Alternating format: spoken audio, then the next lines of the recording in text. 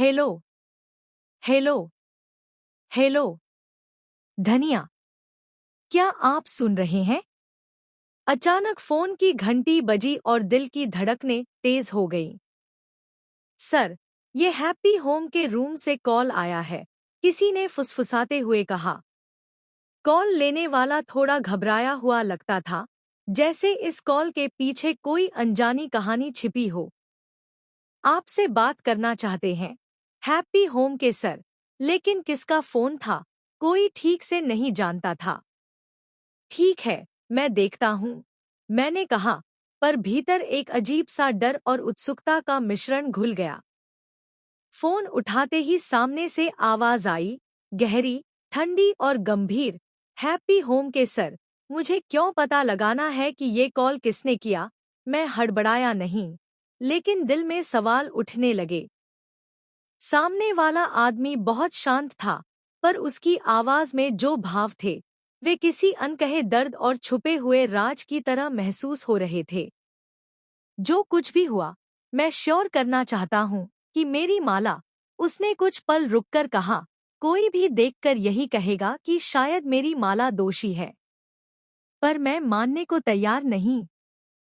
यही कहूंगा कि मेरी माला दोषी नहीं है, सिर्फ इसलिए नहीं कि वो मेरी माँ है, बल्कि इसलिए कि मैं उन्हें जानता हूँ। उनकी सच्चाई मुझे पता है। उसकी बातें जैसे धीरे धीरे किसी गहरी खाई में उतर रही हों। पहली बात, उसने कहा, आपको समझने में मुश्किल नहीं होनी चाहिए।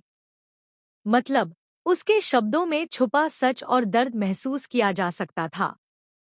आपकी जिंदगी भी हमारी जैसी है, उसने कहा। मुश्किलों से भरी, उतार चढ़ाव से भरी।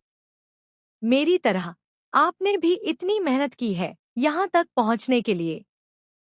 हम लोगों ने सिर्फ मेहनत की है, और इसी मेहनत से ये मुकाम हासिल किया है। लेकिन बात केवल मेहनत की नहीं थी। हर शब्द में एक पुरानी चोट, एक अनसुलझी कहानी छुपी थी। मेरी माँ ने सब कुछ खो दिया, सिर्फ कुछ ताकतवर हाथों के कारण। उन्हें सब कुछ छीन लिया गया, पर आज वो डर रही हैं, इसलिए कि ये लोग फिर से पैसे और पावर का इस्तेमाल कर अपनी माँ पर झूठा इल्जाम न लगाएं। उसकी आवाज में आक्रोश था, डर भी, और एक तरह की सख्त शांति भी। वो आगे बढ़ते हुए कहता है, कुछ साल पहले इन लोगों ने कानून का गलत इस्तेमाल किया, पर अब क्या है? अब उनका बेटा डीसीपी है, अब उन्हें डरने की कोई जरूरत नहीं। तो फिर ये शर्म, ये पैसे, सब बेकार हैं। फिर भी मेरी माँ डरी हुई है, क्योंकि अतीत का धोखा